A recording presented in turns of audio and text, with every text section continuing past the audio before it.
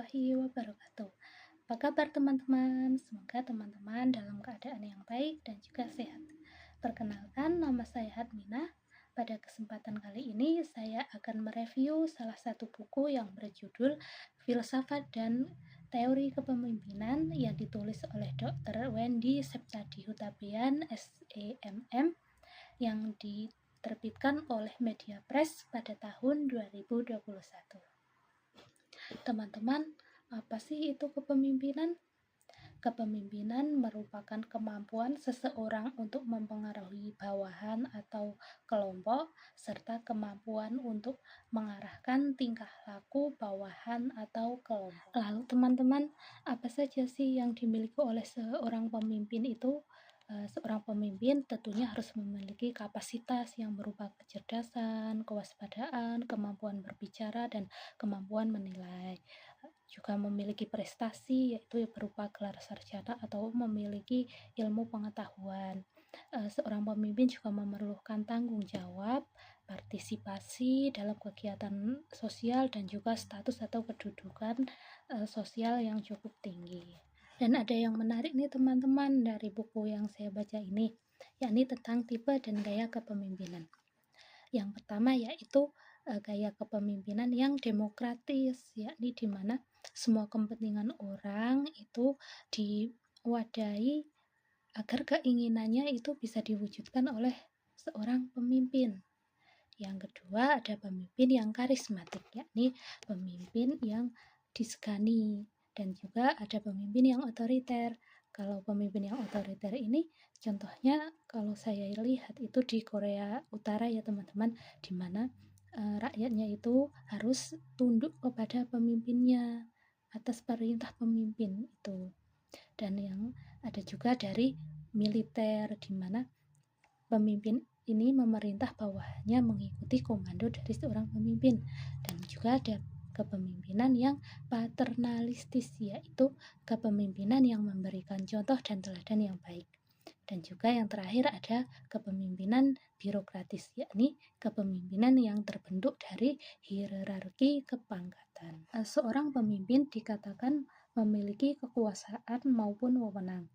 Kekuasaan sendiri di mana dia mampu mempengaruhi atas orang lain, dan wewenang itu adalah kekuasaan atau keputusan yang ia buat dengan posisi yang sesuai yang dia pegang.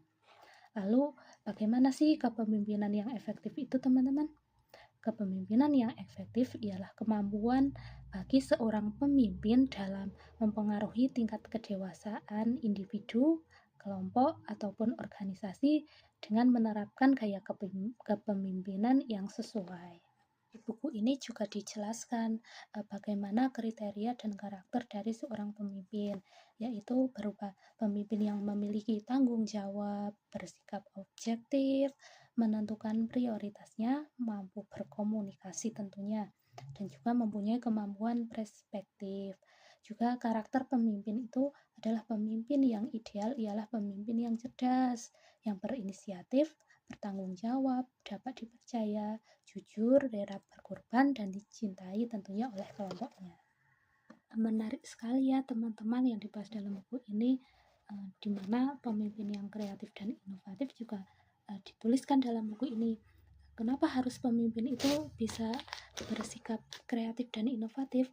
Karena pemimpin yang inovatif itu akan memberikan gagasan-gagasan baru atau menciptakan nilai-nilai dan juga produk-produk baru di dalam kepemimpinannya. Dan juga pemimpin yang kreatif yaitu pemimpin yang mampu melakukan perubahan dari hal-hal sebelumnya yang sudah ada, sehingga dia akan mampu menjadi pemimpin yang tentunya disegani dan juga dicintai karena mampu memberikan hal-hal baru dalam kepemimpinan. Menarik ya teman-teman, di mana di buku ini juga dijelaskan tentang pemimpin yang dikatakan berhasil dan pemimpin yang dikatakan gagal.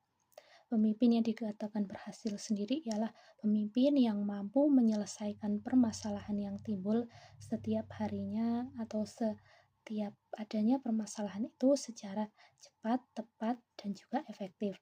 Dan pemimpin yang gagal itu pemimpin yang dalam mengatasi atau menangani suatu permasalahan itu secara lamban bahkan tidak terselesaikan. Di sini juga dijelaskan bagaimana arah komunikasi, yaitu secara formal maupun secara informal.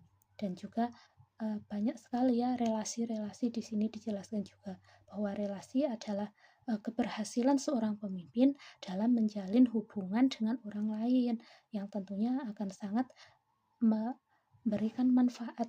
Jika kita memiliki banyak relasi, tentunya akan selain menguntungkan bagi diri sendiri, juga akan menguntungkan dia sebagai seorang pemimpin.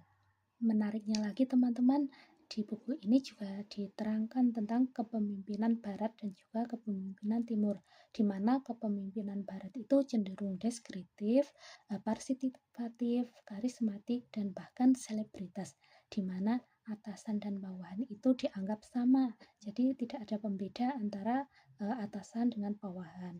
Sementara di kepemimpinan Timur itu cenderung lebih mengutamakan kemakmuran dan juga kesejahteraan manusianya, di mana atasan itu lebih dihormati daripada bawahan, dan bawahan itu wajib menghormati atasannya, sehingga akan terciptalah atau tertimbullah itu rasa saling hormat menghormati.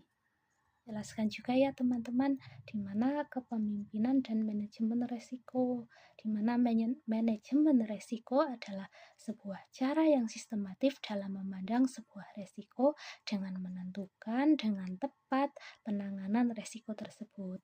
Lalu langkah-langkahnya juga dijelaskan di sini ya teman-teman, seperti komitmen menciptakan satu irama yang sama, memberikan evaluasi terhadap seluruh stakeholder, melakukan kegiatan yang bersifat knowledge, menerapkan kultur yang dilakukan secara konsisten, dan melakukan pendekatan yang jelas. Dan juga dijelaskan ya teman-teman bagaimana pemimpin itu harus memiliki etika dan moral, di mana etika dan moral itu sangat berkaitan bagi seorang pemimpin, karena jika pemimpin itu bertakwa, maka pemimpin itu akan memiliki rasa tanggung jawab yang besar, sehingga dia akan menjadikannya sebagai pemimpin yang berwibawa dan juga pemimpin yang baik. Dan pemimpin yang baik itu ialah pemimpin yang mampu menerima adanya perubahan. Yakni perubahan apa sih? Perubahan dari misalnya ada pembaruan teknologi di masa yang akan mendatang, dan juga ada pembaruan bagaimana seseorang yang lebih muda itu dianggap sekarang bisa untuk menjadi seorang pemimpin, karena dia memiliki wawasan dan juga ilmu pengetahuan yang lebih. Jadi seorang pemimpin yang baik itu bisa menghormati, bisa mengerti adanya sebuah perubahan untuk pemutakhiran suatu teknologi dari masa ke masa. Kesimpulan yang saya ambil dari buku yang saya baca ini adalah kepemimpinan adalah konsep yang kompleks yang melibatkan berbagai unsur serta kualitas dan keterampilan yang dimiliki oleh seorang pemimpin. Dan pemimpin yang berhasil ialah pemimpin yang mampu memberikan perubahan yang efektif dan inovatif, serta mampu menyelesaikan setiap permasalahan yang timbul dengan cara yang efektif, cepat, dan cermat.